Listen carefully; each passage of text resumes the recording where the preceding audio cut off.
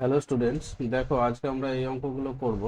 সেটা হচ্ছে ক্লাস 9-এর কোষে দেখি 9-এর এক্সট্রা উপপাদ্য বা বাড়তি প্রয়োগগুলো। সেটা হচ্ছে এখানে বলেছে যে প্রমাণ করো রম্বসের বাহুগুলির মধ্যবিন্দু পরপর যোগ করলে যে চতুর্ভুজটি গঠিত হয় সেটা একটি আয়তক্ষেত্র।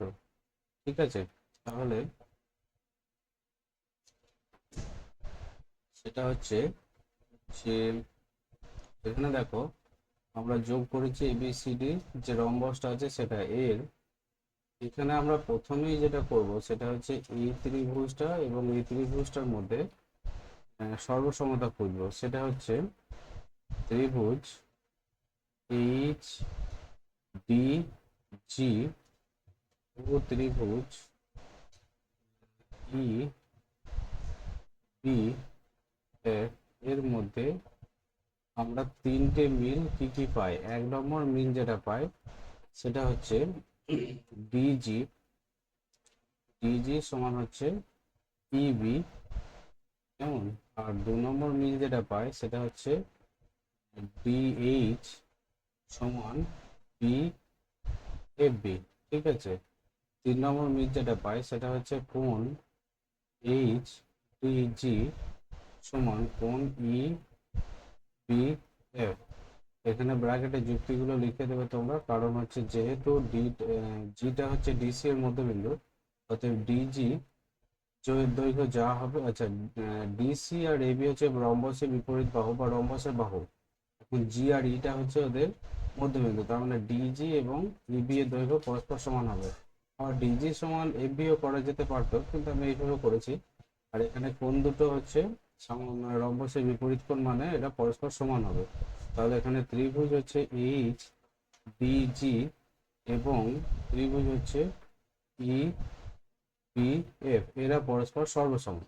সর্বসম হওয়ার কারণে আমি বলতে পারি এখান থেকে যে এইচ জি সমান হচ্ছে ই এফ। ঠিক আছে, এরপরে আমাকে দেখাতে হবে যে ই এফ অনুরূপে আমি লিখতে পারি। এখানে অনুরূপে যেটা লেখা যায় সেটা হচ্ছে অনুরূপে যেটা লেখা যায় সেটা হচ্ছে এইচ ই এইচ ই সমান আমি লিখতে পারি জি এফ। ঠিক আছে, তার মানে কি এটা একটা সমান্তরিক, অর্থাৎ ই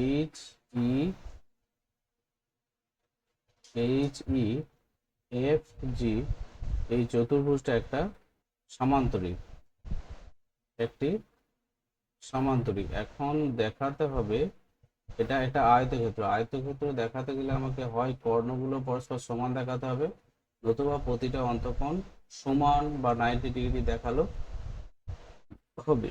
ঠিক আছে, আমি এখন যেটা করব সেটা হচ্ছে প্রতিটা অন্তঃকোণ 90 ডিগ্রি দেখাবো।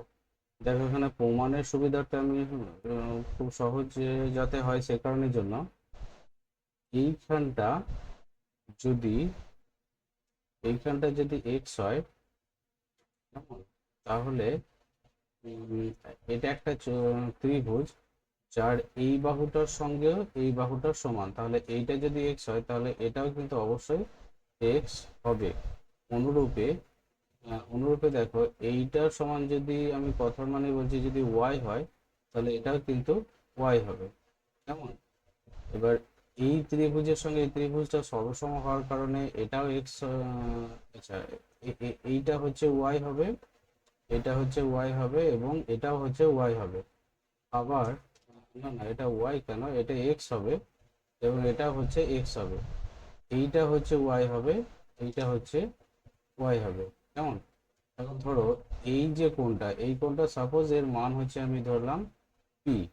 আবার এই যে কোণটা, এই কোণটার মান ধরলাম আমি কিউ। তাহলে আমি এখানে পি সমান লিখতে পারি, দেখো পি সমান কি লিখতে পারি, পি সমান হচ্ছে 180 degree, 180 degree minus x minus y.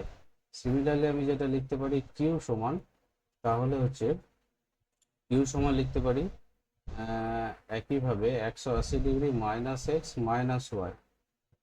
বা এই কোণগুলোর যদি আমি করি কিছু নামাঙ্কিত করি, এটা যে ধরো কথার মানে বলছে হচ্ছে আর, আর এটা হচ্ছে এস। তাহলে এখানে আর সমান আমি লিখতে পারি 180 degree minus x minus y এবং যথারীতি আমি এস সমানও একই লিখতে পারি। তো এখান থেকে আমি সহজে বলতে পারি যে এই যে সামান্তরিকটা এলো এর চারটে কোণ পি কিউ আর এস সমান। এটা তখনই সম্ভব যখন হচ্ছে ওই সমান্তরিকটা একটা আয়তক্ষেত্র হবে। প্রতিটা অন্তঃকোণ যখন সমান হবে তখন ওই একটা সমান্তরিককে বলা হবে একটি আয়তক্ষেত্র। তার মানে আমি বলতে পারি এইচ ই এফ জি একটি আয়তক্ষেত্র। ওকে, থ্যাংক ইউ।